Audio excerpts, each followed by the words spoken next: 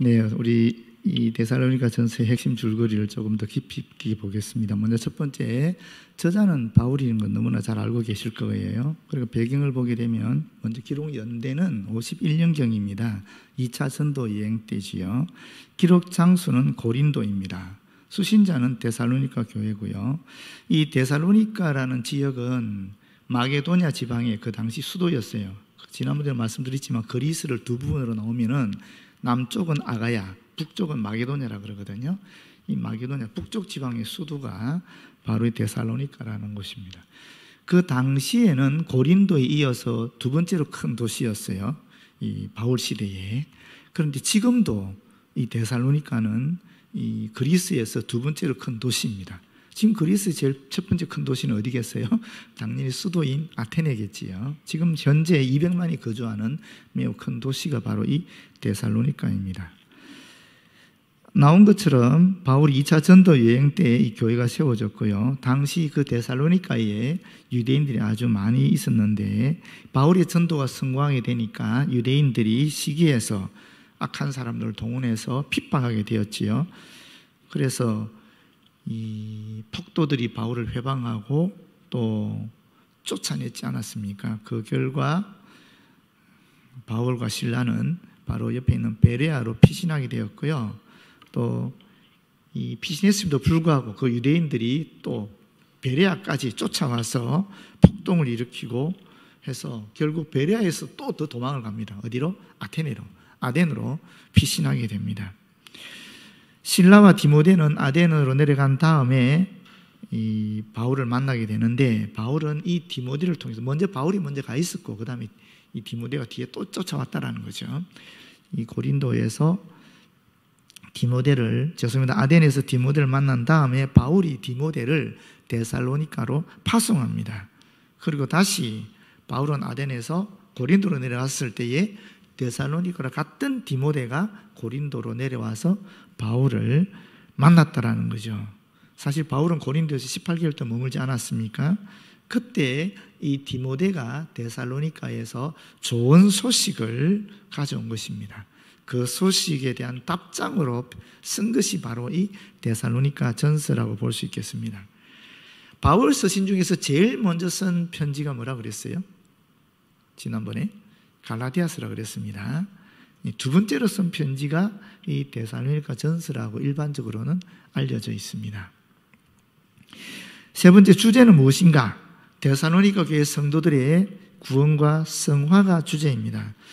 바울은 핍박 가운데 있는 데살로니가 교회 성도들이 보여준 그런 믿음과 사랑에 대해서 먼저 말씀드린 것처럼 감사를 하고, 그리고 유대인들이 자기를 핍박하면서 비방했기 때문에 그에 대한 자신의 입장을 또한 변호합니다.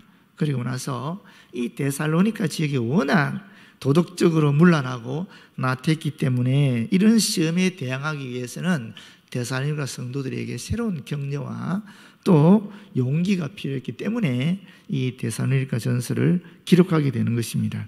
그 내용은 아시다시피 그리스도 안에 죽은 자들과 이 재림에 대해 성도들의 무지함을 일깨워 주기 위해 쓴 편지라고 볼 수 있겠습니다. 네 번째, 데살로니가 전서에 나타나는 예수 그리스도는 어떤 분인가? 구원의 소망이신 분이죠. 구원의 소망이신 예수 그리스도에 대해서 말씀하고 있습니다. 예수 그리스도는 현재뿐 아니라 장차 재림하실 때도 모든 성도들의 구원의 소망이 되신다 하는 것입니다. 주님 다시 오실 때 그분을 믿는 모든 사람들은 건져지고 또 그분으로부터 상을 받고 또 흠없게 되고 다시 살아나게 되고 거룩하게 될 것이다 하는 것이 이 구원의 소망이신 예수 그리스도를 통해 우리에게 이루어지는 일이다라는 것입니다. 다섯 번째 특징을 보시게 되면 데살로니가 전서를 모두 5장으로 구성이 되어 있는데 각 장들마다 다 재림에 대한 이야기를 하고 있습니다. 그리고 이 데살로니가 전서는 그리스도의 재림이라는 이 특정한 교리적 주제만 다루고 있다고 볼 수 있습니다. 보통 바울 서신에 보게 되면 다양한 교리에 대해서 설명하고 있는데 이 데살로니가 전서에서는 재림에 대한 얘기만 하고 있다는 것입니다. 특별히 그 재림의 임박성, 당장 예수님이 재림하실 것처럼 그렇게 이야기하고 있습니다. 왜 그랬을까요, 여러분? 왜 그랬겠습니까? 간단하죠. 그 당시 데살로니가 교인들이 아주 심한 박해 상황 속에 놓여 있었기 때문에 그렇습니다. 믿음, 소망, 사랑 그 중에 제일은 뭐죠? 사랑이라로 알고 계시잖아요, 여러분들은. 그렇지 않습니다. 고린도 교회 상황 속에서는 사랑이 믿음, 소망, 사랑 중에 우선적이어야 된다라는 거고요. 지금 이 데살로니가 교회에서는 믿음, 소망, 사랑 중에 소망이 더 우선적이라는 거예요. 고린도 교회 같은 경우는 하나님의 성령이 충만히 임해서 엄청난 기적과 이사들, 방언, 예언, 엄청난 것들이 많이 일어났어요. 그런데 서로 받은 은사를 주장하면서 서로 잘났다 그러면서 분열되니까 거기서 제일 중요한 것은 뭐겠어요? 사랑이라는 거예요. 그 교회는 믿음과 소망과 사랑은 항상 영원토록 같이 있는 것인데 그 중에 고린도 교회에 가장 필요한 것은 사랑이다라는 거예요. 반면에 데살로니가 교회도 똑같이 믿음, 소망, 사랑은 다 같이 필요한 것이고 영원토록 같이 가는 것인데 이 데살로니가 교회는 제일 필요한 것이 뭔가? 믿음도 필요하고 사랑도 당연히 필요하지만 우선적으로 필요한 것은 소망이다 하는 겁니다. 반면에 갈라디아 교회는 믿음입니다. 갈라디아 교회는 자꾸 이 유대인들, 이상한 사람들이 들어와서 계속 율법의 행함을 통해서 구원받는다 그러니까 그거 아니다. 오직 예수 그리스도를 믿음으로 말미암아 구원받는다 라고 해서 믿음을 매우 강조하고 있는 거예요. 우리가 믿음, 소망, 사랑 그 중에 제일은 사랑이다 하는 것이 절대 전제가 아닙니다. 그 지역의 그 교회의 상황에 따라 분명히 바울은 믿음, 소망, 사랑 이 세 가지는 뭐라 그랬어요? 영원할 것인데라고 얘기하지 않습니까? 다 중요하다는 거예요. 다 중요한데 이 교회 상황 속에는 사랑이 더 중요하고 이 교회 상황 속에는 믿음이 더 중요하고 이 교회 상황 속에는 소망이 더 중요한데 오늘 데살로니가 교회는 워낙 핍박이 심한 곳이기 때문에 믿음을 지키기 위해서는 재림에 대한 소망이 제일 중요하다라는 이야기를 하고 있는 것입니다. 여러분, 우리 교회는 무엇이 제일 필요할까요? 믿음이 제일 필요할까요? 사랑이 제일 필요할까요? 소망이 제일 필요할까요? 여러분 스스로 판단하시길 바랍니다. 다 필요하죠. 믿음은 믿음대로 필요하고 사랑은 사랑대로 필요하고 사실 소망은 소망대로 필요한 것 같아요. 자, 이제 여기서 또 한 가지 저는 이 재림에 대한 임박성을 가지고 좀 생각할 게 하나 더 있어요. 뭐냐면은 사실 바울은 이 당시에 데살로니가 편지를 쓸 당시에 바울이 생각한 것은 예수님이 금방 오실 것이다 하는 거예요. 사실 바울은 삼층천에 갔잖아요. 그리스도로부터 직접 계시도 받고 주님과 친밀한 교통 속에 있지 않았습니까? 그리고 실제로 사도로 주님으로부터 직접 부르심을 받았거든요. 그런데 바울은 철저하게 주님이 금방 오실 것이다라고 실제로 믿었던 것 같아요. 그런데 안 오시는 거예요. 그래서 후기로 가면 갈수록 점점 생각이 변화되는 모습을 보여줍니다. 디모데나 이런 걸 보면 조금 달라요. 오히려 이제 목회에 대한 얘기 하잖아요. 디모데 전후서나 디도서 같은 경우는 목회 서신이라 그러거든요. 교회를 어떻게 양육을 하고 목회를 하고 성도들을 어떻게 훈련시켜야 될 것인가 이런 얘기가 막 나와요. 그거는 벌써 교육을 생각한다는 것은 주님이 바로 당장 오지 않는다는 것이 전제되는 거거든요. 그러니까 우리가 계시를 받더라도 그 받은 계시가 어떤 경우는 사도 바울조차도 이게 계시의 그 한꺼풀 한꺼풀이 벗겨질 때마다 생각이 달라진다. 여러분, 계시를 받는다고 해서 그게 절대적 진리는 아니라는 것을 다시 한번 생각해 주시기 바라요. 그때 그 당시에 필요하니까 하나님이 꼭 계시를 주는 거예요. 그러나 그 순간이 넘어가게 되면 또 새로운 계시를 주시기도 하신다. 그때 받은 계시가 온전히 영원토록 옳은 것만은 아니다. 주님은 또 다르게 역사하실 수도 있다. 사도 바울조차 그랬다. 이런 것을 여러분 꼭 기억하시기를 바라요. 자, 그 다음에 핵심 구절입니다. 먼저 3장 12절에서 13절 말씀을 보도록 하겠습니다. 한번 같이 읽어볼까요?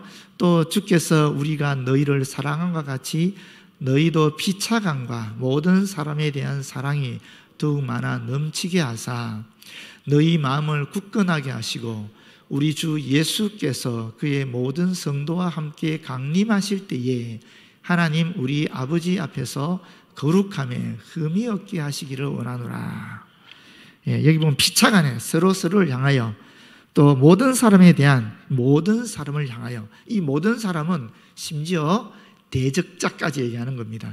교회 안에 있는 성도들뿐 아니라 교회 밖에 있는 사람, 더 나아가서 나를 핍박하는 그 사람까지도 이야기하는 것입니다. 이런 사람들에게 뭘 해야 된다고요? 아가페적인 사랑을 베풀으라 이렇게 말하지 않습니까? 그것도 어떻게? 많아 넘치게 사용하고 남을 정도로 풍성하게 그렇게 사랑을 베풀으라라고 얘기하고 있는 것입니다. 그런데 여기 참 중요한 것은 13절 말씀인데 너희 마음을 굳건하게 하시고 흔들림 없이 견고하게 하다는 뜻이겠죠. 우리 주 예수께서 그의 모든 성도와 함께 강림하실 때에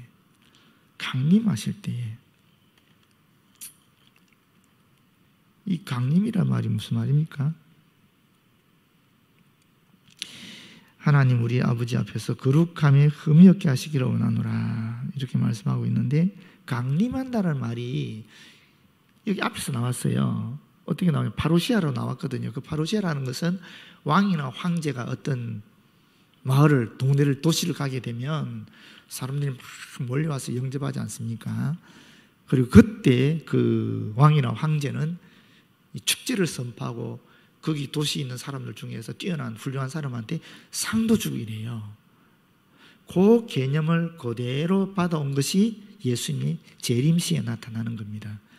그래서 원래 파루시아라는 개념이 왕이나 황제가 이 도시에 들어가는 것을 얘기하는 것인데 이 파루시아라는 말이 우리 예수님의 재림을 말하는 것으로 지금 사용되고 있거든요. 하나님께서 그리스도를 보내실 때에 재림하실 때에 왜 재림하게 되는가 하면은 이 재림하게 될 때 우리는 하나님 앞에 선다는 개념이 중요해요. 여기 보십시오. 그죠? 하나님 우리 아버지 앞에서 하는 말이 있잖아요. 모든 사람들이 그리스도가 재림하실 때는 하나님 앞에 선다라는 거예요. 믿는 자나 믿지 않는 자나 다 선다라는 것입니다. 최후 심판대 앞에 선다라는 거예요. 불신자들은 피할 것이고 또 성도들은 달려갈 것입니다. 기뻐서. 그 다음에 두 번째 중요한 의미가 있는데 거룩함에 흠이 없게 될 것이다 하는 말이에요. 우리가 그리스도에 재림하게 되면은 우리의 성화의 삶이 이제 영화의 삶으로 변화될 것을 우리에게 이야기하고 있는 것입니다. 그렇기 때문에 평소에 어떻게 됩니까? 사랑으로 섬겨야 된다라는 이야기를 하고 있는 것입니다. 두 번째 4장 15절에 18절 말씀입니다. 이 말씀은 죽은 자들이 부활해야 되는 얘기를 하고 있는데 고린도전서 15장 22절에 보게 되면 사실 예수의 부활을 믿는 것은 무엇입니까? 예수의 부활을 믿는 것은 나도 성도들도 역시 예수님과 함께 부활할 것이다라는 것을 동시에 믿는 것을 말하는 것입니다. 단순히 우리가 예수께서 부활하셨다 하는 것을 믿는 것이 아니라 그거는 예수의 죽으심과 함께 나도 죽고 예수의 부활하심과 함께 나도 부활한다라는 것을 전제하는 믿음입니다. 그래서 예수님의 부활을 얘기할 때 반드시 거기에는 우리도 부활한다는 그 믿음이 전제되어 있다는 것입니다. 자, 그러면서 우리 데살로니가전서 4장 15절에서 18절 말씀을 보시게 되면은 15절에 우리가 주의 말씀으로 너희의 이것을 말한다라고 얘기하고 있습니다. 무슨 뜻입니까? 이것은 바울이 생각한 게 아니라는 거예요. 이것은 바울이 연구해서 지금 너희들에게 알려주는 게 아니라는 거예요. 이것은 주님의 말씀이라는 거예요. 그럼 어떻게 바울이 주의 말씀을 받았을까? 실제로 복음서에는 이 내용이 안 나오거든요.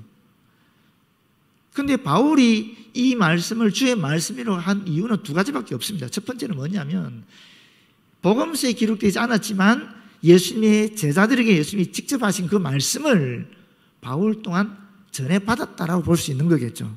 또는 예수님께 바울이 직접 들었다라고도 볼 수 있는 거예요. 바울은 종종 그런 말을 하거든요. 예수님께 직접 계시를 받았다는 말씀을 해요. 사도행전 16장 6절이나 18절이나 또 22장 18절이나 고린도전서 7장 10절이나 40절 이런데 종종 자신이 주님께 직접 받은 말씀이다 이런 얘기를 해요. 그렇기 때문에 이 부분에 대해서 바울이 지금 주의 말씀으로 너에게 말한다 하는 것을 보게 되면 바울이 직접 받았을 수도 있는 거죠. 그래서 두 가지 가능성이 있는 겁니다. 중요한 것은 뭡니까? 이것은 주님의 말씀이지, 주님께 직접 받은 말씀이지, 이것이 바울이 스스로 말한 것이 아니다 하는 것이 중요한 거예요. 여러분, 이게 굉장히 중요한 겁니다. 자, 그러면 주께서 어떻게 말씀하셨느냐? 주께서 강림하실 때까지 우리 살아남아 있는 자도 자는 자보다 결코 앞서지 못하리라. 이 강림이 바로 앞에서 말하는 황제나 왕이 도시를 방문할 때 가리키는 단어라는 것입니다. 그때는 환영 행사도 있었고 황제가 주는 상에 대한 시상식도 수반되었는데, 그러면 그 동네가 완전히 잔치 아니겠습니까? 기쁨이지 않겠습니까? 예수님이 재림하실 때와 똑같은 일이 일어난다는 것입니다. 여기서 우리 살아남아 있는 자라는 것은 지금 당시에 살고 있던, 바울 시대에 살고 있던 모든 사람들 이야기할 뿐만 아니라 사실 그리스도가 재림하실 때까지, 재림 때까지 살아있는 저와 여러분을 다 포함하는 말 아니겠어요? 근데 이 말은 정확하게 번역하면 이렇습니다. 예수 그리스도가 재림하실 때에 만약 우리가 살아있다면, 이런 뜻이 더 이 본문의 정확한 의미입니다. 그때 자는 자보다 결코 우리가 앞서지 못할 것이다 라고 얘기하고 있는 것입니다. 왜 그렇습니까? 왜 그렇다는 겁니까? 그 16절에 나오는 거죠. 주께서 호령과 천사장의 소리와 하나님의 나팔 소리로 친히 하늘로부터 강림하시리니 그 뒤에 그리스도 안에서 죽은 자들이 먼저 일어나고, 죽은 자들이 먼저 일어난다라는 거예요. 그 다음에 어떻게 됩니까? 그 후에 우리 살아남은 자들도 그들과 함께 구름 속으로 끌어올려 공중에서 주를 영접하게 하시리니, 이렇게 얘기하고 있는 것입니다. 그러니까 죽은 자들이 먼저 그리스도와 함께 오신다는 거죠. 그 다음에 우리가 예수님 재림 때까지 살아있으면, 살아있는 자들은 성도들과 주님이 함께 오시는 것을 보게 된다라는 이야기를 하고 있는 거예요. 왜 이런 얘기를 하실까? 왜 이런 얘기를 하실 것 같아요? 앞에서 나왔잖아요. 그 당시 데살로니가 교인들은 순교로 인해서 박해로 말미암아 유대인을 지키다가 먼저 죽은 사람들 어떻게 됩니까? 하는 그런 의심이 있었던 거예요. 죽은 자들은 다시 살아나지 못하지 않느냐 하는 그런 의심이 있었는데, 그 의심에 대해서 그렇지 않다. 죽은 자들이 우리보다 먼저 일어나서 부활해서 주님과 함께 올 거야. 그때 우리도 변화되어서 공중에서 주님을 영접하게 될 거야. 이렇게 이야기하는 거죠. 자, 조금 더 깊이 들어가 보겠습니다. 주께서 호령이라고 해서, 호령, 이것은 죽은 자들을 깨우치는 주님의 명령이라고 볼 수 있겠죠. 또 천사장의 소리라고 그랬습니다. 천사장의 소리, 역시 죽은 자를 깨우치는, 깨어나게 하는 소리일 것입니다. 그리고 하나님의 나팔 소리가 있습니다. 이 하나님의 나팔 소리가 성경에 보게 되면 언제 사용되느냐 하면은, 하나님의 백성을 하나님의 산 아래에 모으고 하나님의 임재를 나타낼 때, 그때 알릴 때 출애굽기 19장 13절에 사용됐거든요. 또 새로운 해가 시작됨을 알릴 때 레위기 23장 24절에 사용되었고요. 아수르와 애굽에 흩어져 있던 백성들이 성산의 도름을 알릴 때 이사야 20장 13절에 사용됐어요. 심판의 날이 임박했음을 알릴 때 요엘서 2장 1절에도 사용되었습니다. 그렇기 때문에 이런 성경의 용례를 보게 되면은 하나님의 나팔 소리가 언제 울리게 되는가 하는 것을 우리는 분명히 알게 되는 거죠. 다시 말하면 옛 세상의 심판과 더불어서 새 세계가 도래하는 시점에 하나님의 백성을 불러 모으는 것을 나타내기 위해 사용되는 것이 바로 하나님의 나팔 소리라는 거예요. 그게 바로 예수 그리스도의 재림 때 일어날 일이라는 것입니다. 예수 그리스도가 재림하실 때에 그리스도의 명령, 호령이 있고 천사장의 소리가 있고 하나님의 나팔 소리가 울릴 거라는 것입니다. 그런데 그때 어떤 일이 일어납니까? 친히, 이 말도 굉장히 중요한 말입니다. 친히 그리스도는 세상 마지막 날에 직접 오신다라는 거예요. 당신 대신에, 주님 대신에 다른 대리자를 보내지 않는다라는 것입니다. 천사를 보내는 것도 아니고 다른 어떤 피조물을 주님 대신에 보내지 않는다라는 말씀입니다. 주님이 직접 다시 오신다라는 것입니다. 어떻게 오십니까? 하늘로부터 강림한다 그랬습니다. 여기서 말하는 강림과 앞에서 말하는 강림은 또 좀 다릅니다. 여기서 말하는 것은 하늘로부터라는 뜻입니다. 앞에서 강림이라는 것은 파루시아라 그랬잖아요. 이거는 다른 단어를 쓰고 있어요. 그래서 여기서는 위에서부터 아래쪽으로 내려오다는 그런 뜻입니다. 다시 말하면 눈으로 볼 수 있는 형체로 그렇게 하강하는 모습을 강조하는 단어입니다. 사도행전 1장 11절에도 똑같은 말씀이 사실 있어요. 그때 사도행전 1장 11절은 무슨 내용이 있어요? 예수님이 승천하는 모습이거든요. 예수님이 승천하게 되니까 그 당시 승천하는 모습을 몇 사람이 봤습니까? 그 당시 한 500여 형제들이, 500여 제자 무리가 예수님이 구름으로 올라가시는 것을 봤거든요. 그리고 계속 하염없이 보고 있으니까 천사들이 말합니다. 그 내용이 사도행전 1장 11절 내용이에요. 거기 보면 갈릴리 사람들아 어찌하여 서서 하늘을 쳐다보느냐? 너희 가운데서 하늘로 올려진 이 예수는 하늘로 가심을 본 그대로 오시리라. 이렇게 얘기했거든요. 하늘로 올라가신 모습 그대로 다시 오신다 그랬으면은 우리 눈에 보이는 모습으로 하늘에서 내려오신다 하는 것을 분명히 얘기하고 있는데 이 말씀과 지금 본문 우리 16절 말씀이 같죠. 그렇지 않습니까? 그래서 우리가 분명하게 주님이 재림하실 때는 직접 하늘부터 우리 모두가 볼 수 있도록 내려오신다 하는 것을 알 수 있습니다. 우리가 어떻게 모두가 볼 수 있느냐? 어떻게 가능할 것 같습니까? 아니 미국에서 내려오시는 거 우리가 어떻게 볼 수 있겠습니까? 불가능하지 않겠습니까?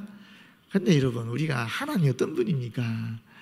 사실 우리 여기 계시는 권사님 중에 한 분은 태초에 하나님이 천지를 창조하시냐 그 말씀을 어느 날 깨닫게 됐어요. 그러면서 예수님을 믿었다 그러거든요. 그런 분 계시지 않습니까? 천지를 창조하신 하나님입니다. 시간과 공간과 인간, 이 우주를 창조하신 하나님이신데 그게 불가능하겠습니까?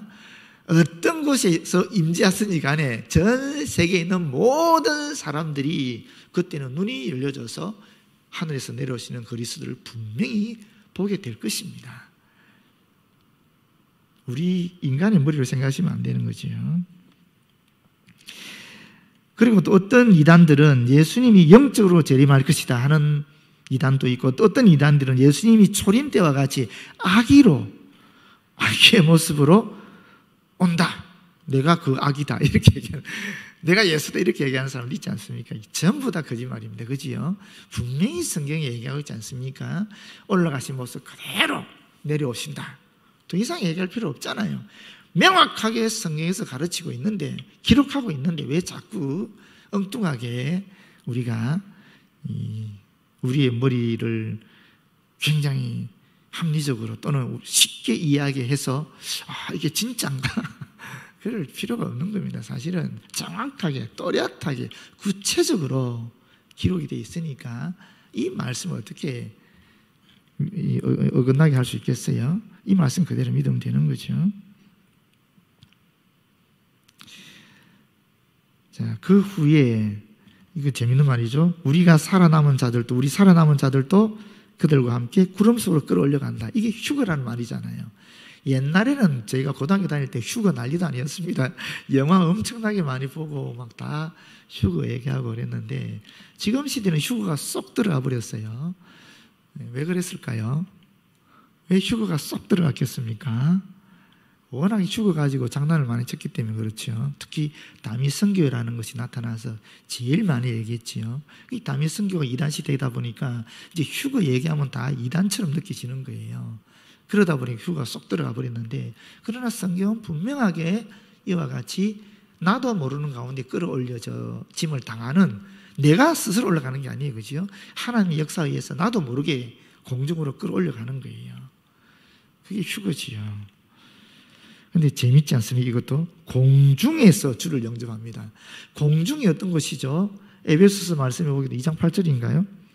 에베소 2장 2절에 보게 되면 이 공중은 이 악한 영이 권세를 잡고 있는 것으로 묘사되고 있는데, 악한 영이 역사하고 있는 그 공중에 우리가 그 공중에서 재림하시는 주님을 영접한다. 무슨 말이겠어요? 이 사탄의 세력이 무너져 버린다. 그런 얘기를 동시에 하고 있는 것입니다. 휴거하게 되면 어떻게 된다는 겁니까? 이 휴거라는 말이 여러분 어떻게 보실지 모르겠지만 하여튼 휴거는 실제로 일어나는 일이다. 성경에서 기록하고 있으니까 일인데, 그때는 어떻게 됩니까? 그리하고 나면 우리가 항상 주와 함께 있으리라. 항상 주와 함께 있으리라. 영원토록 주님과 함께 한다.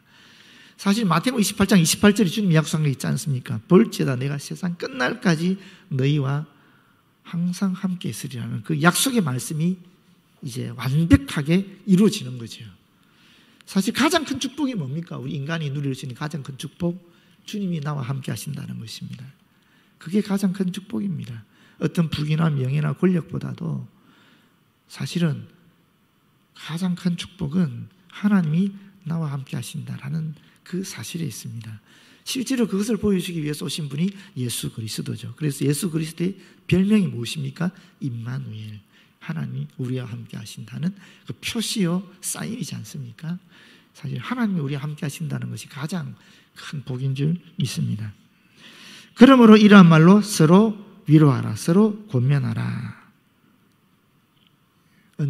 언제나 어디서나 우리가 예기치 못한 그런 불행한 상황 속에 있을 때, 그때 서로 권면할 수 있는 말이 바로 이 재림에 대한 이야기입니다.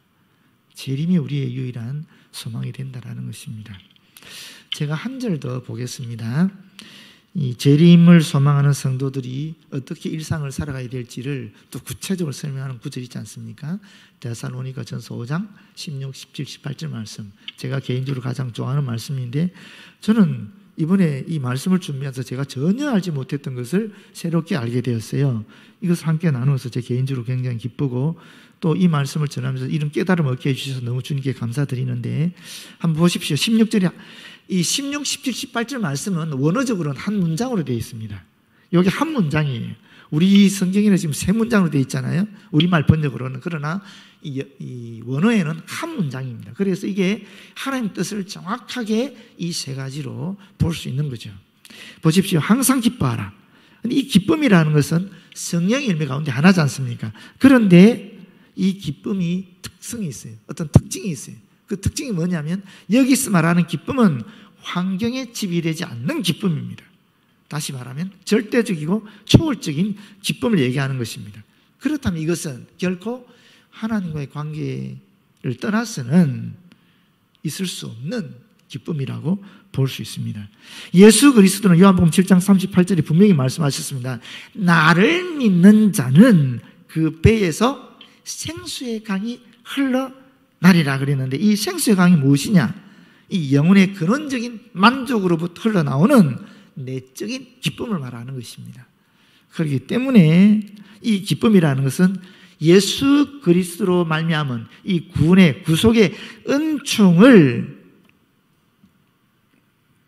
믿는 그런 사람들에게 위로부터 부어지는 성령을 통해 내려오는 것이다 하는 것을 우리는 분명히 알게 된다는 것입니다.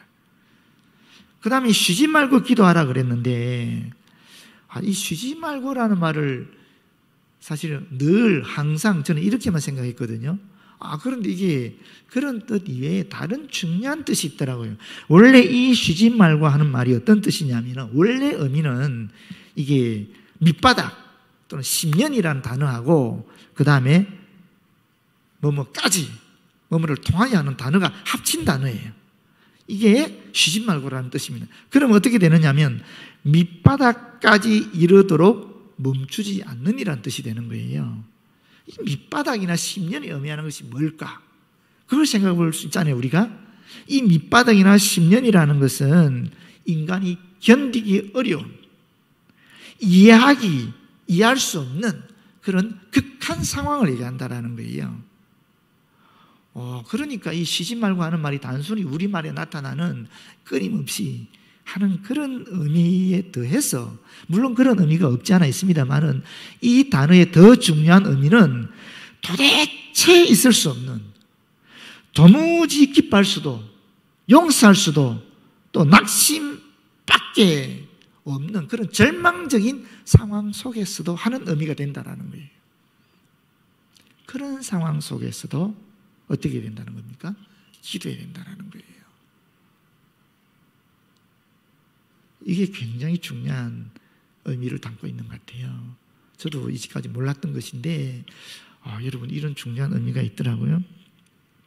그리고 기도라는 것도 그렇습니다. 이 기도라는 것도 단순히 기도하는 사람이 자기 자신의 필요를 채우기 위한 기도가 있잖아요. 주님 주시옵소서 할 때 내가 필요한 것을 구하는 거지 않습니까? 그때 쓰는 단어가 아니에요. 여기서 말하는 이 기도하라는 단어는 이 내 필요를 채울 때 쓰는 단어와 다른 단어를 쓰고 있는데, 이 단어의 의미는 뭐냐면 예배하는 마음으로 하나님의 뜻에 초점을 맞출 때 사용되는 그 단어를 쓰고 있대요. 그 기도한다는 말도 그러니까 여러분, 우리가 두 가지로 볼 수 있지 않겠어요? 첫 번째는 내가 원하는 것을 이루어 달라라고 기도하는 의미가 있을 수 있고, 또 하나는 하나님 뜻을 모르니까 하나님 뜻을 알아차려서 내가 주의 뜻에 맞출 수 있도록 기도할 수도 있잖아요. 이 두 번째 의미로서는 용례라는 거예요. 그러니까 도대체 이해할 수 없고 도대체 극복할 수 없고 정말 어떻게 이겨나갈 수 있는 어떤 빛도 없는 가운데 절망 속에서 기도를 하는데 어떻게 기도하라는 거예요? 하나님의 뜻에 합당하게 살아가도록 기도하라는 거예요. 아니, 그런 절망적이면 이 절망을 이겨나갈 수 있는 힘을 달라고 기도해야 되는 거잖아요. 그렇지 않습니까? 그게 아니라는 거예요. 먼저 하나님 뜻을 알아차리는 기도를 하라는 거예요. 그 하나님 뜻에 나를 맞추는 기도를 하라는 거예요. 완전히 의미가 다르지 않습니까? 저 이번에 이 말씀 준비하면서 저도 깜짝 놀랐어요. 제가 고등학교 때부터 이 말씀을 암송하고 계속 언제나 이 말씀을 제 마음에 품고 살아왔는데 이런 의미가 있다는 걸 왜 지금까지 몰랐는지 모르겠어요. 정말 감사드립니다. 여러분과 주님 앞에. 그 다음에 18절이 뭡니까? 범사에. 이것도 어떤 환경에서도. 그런 걸 보게 되면 사실 항상이라는 말도 이 기쁨이라는 속에 이 환경에 지배되지 않는 특징이 있다 그랬잖아요. 그죠? 또 이게 쉬지 말고 하는 말도 어떤 상황 속에서 하는 의미를 담고 있다 그랬잖아요. 범사에라는 것도 마찬가지입니다. 어떤 환경에서도. 똑같은 의미를 사실은 다 담고 있는 거예요. 그러니까 여기서 항상이나 쉬지 말거나 범사나 다 두 가지 의미를 다 갖고 있다는 거예요. 어떤 상황에서도 끊임없이 이 의미를 다 담고 있다는 거예요.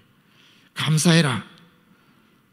이 감사, 왜 감사해야 됩니까? 우리가 세 가지 의미로 감사해야 됩니다. 첫 번째는 하나님 때문에 우리가 하나님의 숨을 받아서 생명이 되어 이 땅에 살아가고 있으니까 감사한 것이고, 두 번째는 하나님께서 일반 은총으로 빛도 주시고 공기도 주시고 부모도 주시고 우리에게 스님도 허락하여 주시고 우리가 이 땅을 살아가면서 지금까지 내가 되기 위한 다양한 그런 은총들을 베풀어 주셨잖아요.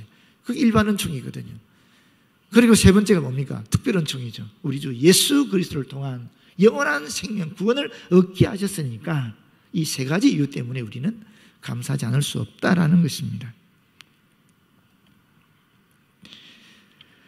범사에 감사할 이것이 앞에 사실은 왜냐하면 생략됐어요. 항상 기뻐해라, 시임하고 기도해라, 범사에 감사해라. 왜냐하면 이것이 그리스도 예수 안에서 너희를 향하신 하나님의 뜻이기 때문이다. 이런 뜻입니다. 그리스도 예수 안에서. 하나님의 뜻은 항상 그리스도 예수를 통해서 나타난다 하는 의미를 담고 있는 거죠. 그래서 우리는 예수 그리스도에 집중하면 사실은 하나님의 뜻을 발견할 수 있는 것입니다. 그 하나님의 뜻은 뭐라고요? 항상 기뻐하고 쉼하고 기도하고 범사에 관한 감사하는 것입니다.